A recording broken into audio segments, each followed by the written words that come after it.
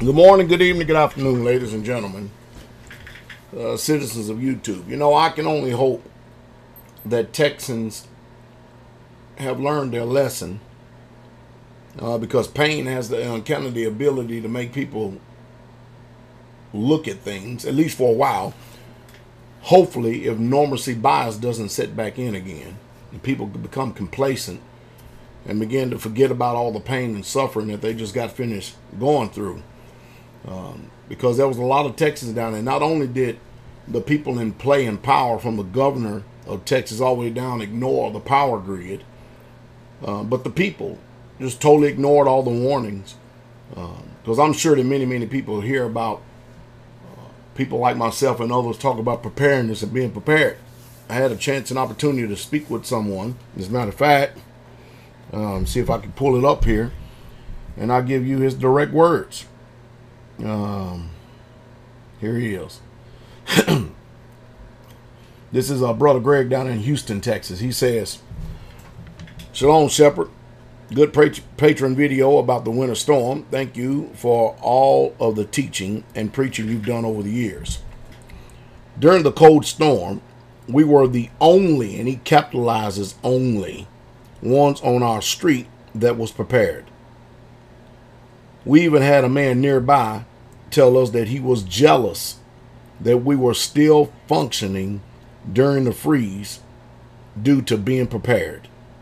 Again, bless you for the wisdom you have cried out for so long. It didn't fall on deaf ears here in Texas Assembly. Love you, sir." And hey, and I can only hope that that in itself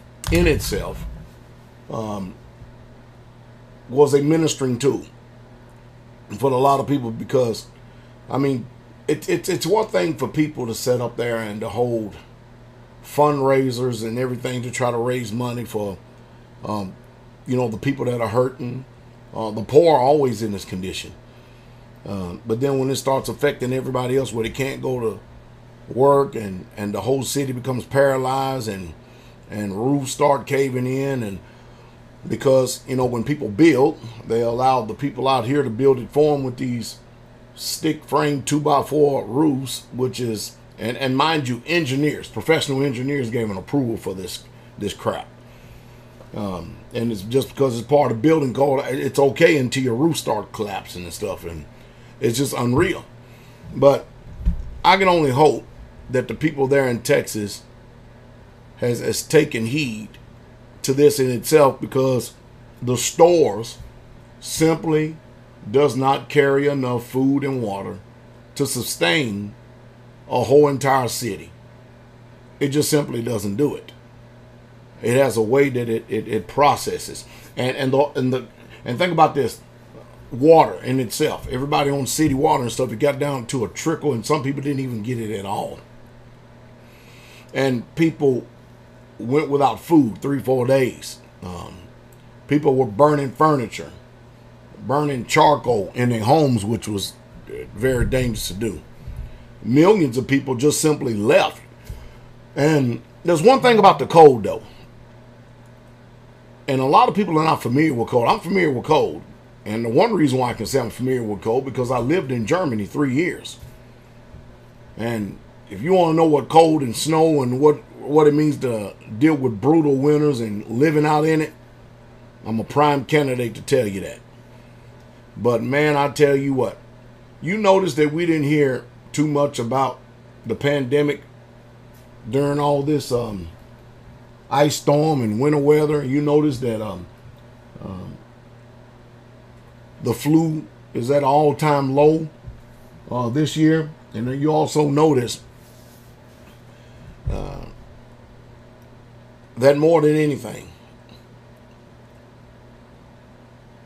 untold thousands of people for the first time in their history got a real reality dose of what it means when nobody is coming to rescue you or take care of you.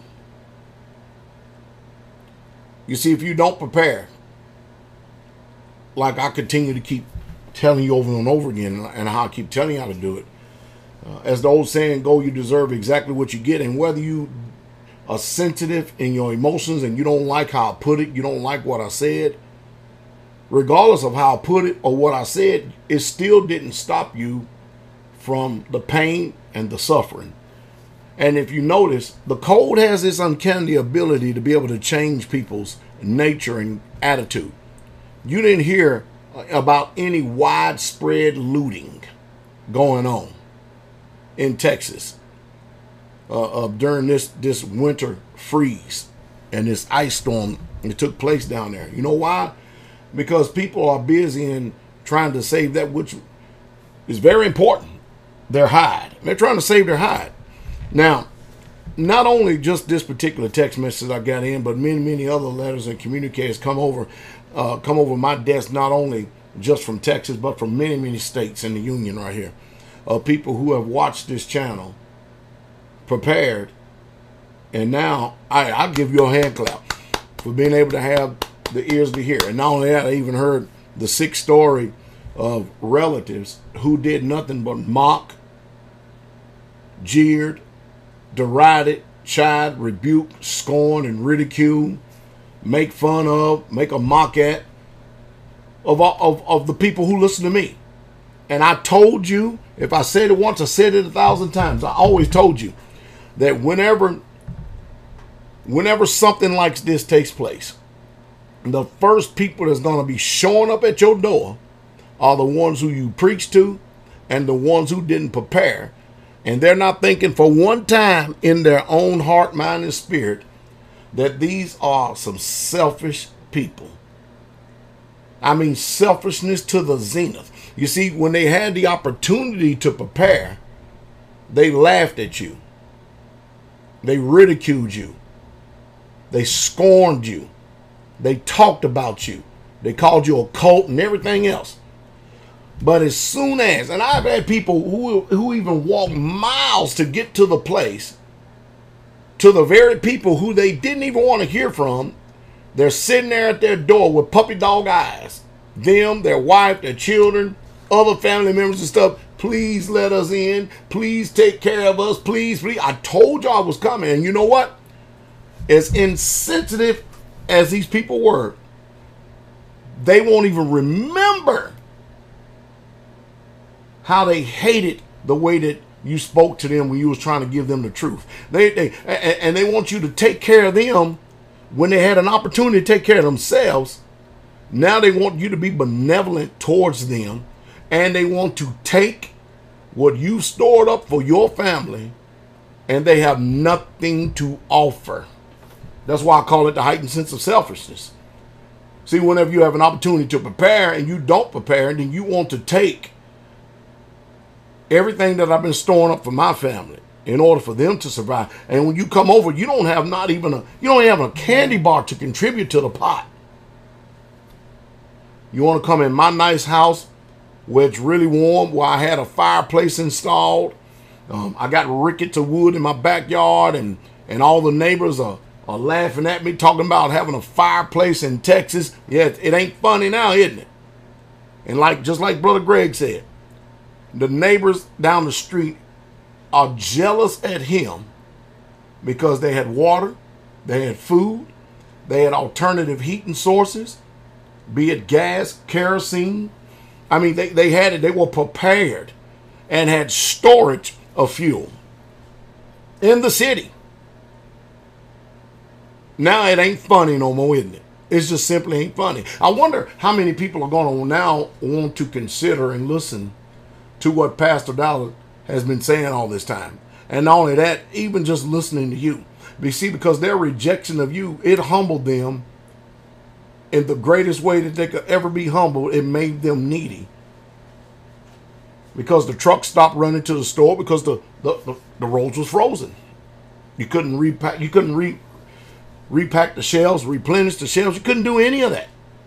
Phone line, grids down and everything. And so even if you took a walk 4, 5, 6 miles in the freezing weather with snow coming down with your children, you are taking a risk that even the people who were listening to me that did prepare, you were taking a risk if they were even there.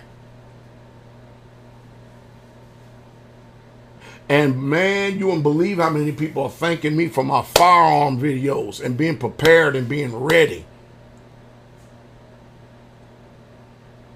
I even got one report that after they let some family members and friends come in to stay with them in a warm house, they got there, started complaining and murmuring because it wasn't the type of food that they wanted to eat. I said, kick them out, put them out, get them out right back on the streets, tell them to go right where they came from. Go back to where you come from with this ungrateful and unthankful generation. Now, somebody tell me I'm wrong. You didn't prepare. You're depending upon somebody else's benevolence and goodwill. And you are being a bit, you're getting benefits from them. And you're getting a hot meal and you're staying warm. And they had plenty of water stored up to where at least everybody could take at least a sink bath. And when you come over their house, you know they're going to have Bible studies, and now all of a sudden you want to get a case of their ass. And then you want to complain because they didn't cook the food that you didn't want because they're in survival mode and you didn't have no food, you didn't prepare, you didn't have no spirituality, you didn't have enough sense with all your degrees to prepare. You were smarter than they were. Now, the smart people end up looking like they dumb as hell. And you're going to go over and complain? Man, they got in contact and I said, get them out. Y'all better hear what Pastor Dow said, because this is a very selfish, ungrateful, and unthankful generation. Let them get out there and let them soak up and taste that bitter cold that is unmerciful, because winter, when it's coming and when it's here, it's unmerciful. Winter don't repent. It's a life taker. And people suffered by the millions. You see, that's why I keep telling people over and over again. This is about a condition of the heart. You have to be careful who you even preach to today, even though we need to tell everybody. After they reject the message once or twice, leave it alone, because see, some of these people, like these other ungrateful people, they're going to remember the stuff that you said. You should be preaching the message, not preaching your food storage. Let me handle all that. Not preaching your preparedness. You're supposed to be preaching the message. And then you preaching all this, you telling them everything you got and stuff, and they the first people, as sick as they are, the first people that show up at your door. I hope that some people start really, truly taking heed of what I'm saying. You see, it's sad, but I know the spirit of humanity. Notice the American Red Cross didn't come and help you. Your government didn't help you. The local police and fire department didn't help you. The local shelter didn't help you. Nobody came. So as we go forward, we need to learn from this, because it's going to go bad, from bad to worse. When you have half of America, over 7, I mean, how many millions of people? I don't know, it's a bunch of 70 million people out of electricity, grocery stores, empty shelves. You have no food, no resources, and you got snow in Tel Aviv, snow in Saudi Arabia. Man, there's something gravely wrong. When we start to go back into these scriptures right here, they starting to make sense. End times. But anyway, hey, listen to Pastor Dow from this point on with a very critical ear. Take heed to what I'm saying, and you're really blessed, and you become even more blessed when you do. See, a lot of times the sea is not parted until you make the move to get there, and then you first step out on the water, then all of a sudden it starts to part. But if you're going to sit there and be pessimistic, and you're going to complain, and you're going to murmur the whole way, and then you're going to stop, and then you're going to take siestas, and you're not just going to do what you need to do and stuff, don't expect for the doorway of understanding. Don't expect the miracle to open and the sea to part, because it don't happen like that. It just simply don't happen like that. You get understanding as you go, because the truth is, nobody owes you understanding. that falls on you and you alone. You have to open up your heart and have the humility to have the eyes to see and the ears to hear. And I tell you, a weep and a howl. And even now, as the it begins to warm back up, snow begins to melt, ice begins to melt, it's going to be nasty. Power grid is still slowly being restored. People are still suffering because guess what? The food that these truckers that run to the store, they still ain't there. What a lesson this one has been. What a lesson this one has been. But pain is a damn good teacher.